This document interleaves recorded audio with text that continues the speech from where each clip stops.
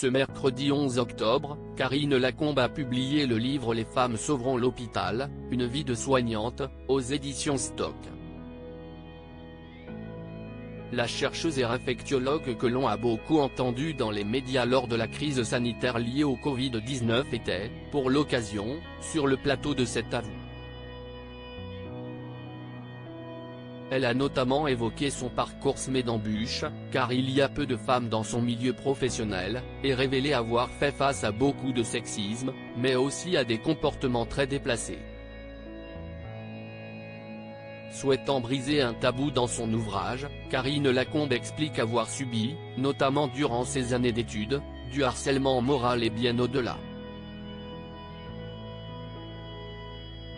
Ce qui était très difficile, si qu'à cette époque-là, on n'avait pas les mots qu'on a maintenant.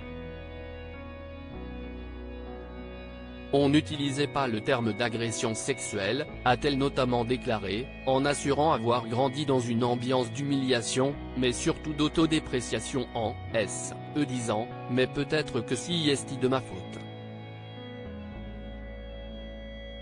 En toute franchise, la chercheuse de 53 ans a reconnu que les libertés prises par certains hommes qu'elle a rencontrés, au fil de sa vie d'étudiante et professionnelle, inspirent de la honte.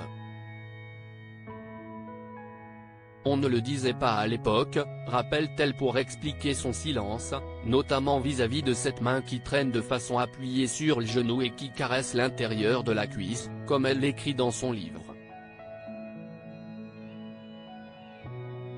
Des humiliations au quotidien qui ne sont plus acceptées avec enthousiasme, Karine Lacombe a toutefois souligné qu'il y a maintenant une libération de la parole de la femme sur les agressions sexuelles et autres cas de harcèlement subis, ajoutant que cela va de la jeune étudiante au PUF, professeur des universités, praticien hospitalier, note de la rédaction. L'infectiologue a indiqué qu'au-delà de vouloir libérer la parole, le fameux mouvement MeToo a permis de délier les langues sur les viols, mais pas seulement, puisque, comme elle l'a affirmé, cela a aussi mis la lumière sur les humiliations au quotidien, qu'elle et ses consoeurs, ont pu vivre dans l'exercice de leurs fonctions. Mais oui, on est beaucoup à être passé par ça, a-t-elle pointé dans l'émission diffusée sur France 5, néanmoins ravie de voir que les choses bougent dans le secteur médical, entre autres. Article écrit avec la collaboration de 6 médias Crédit Photo, Capture Écran France 5.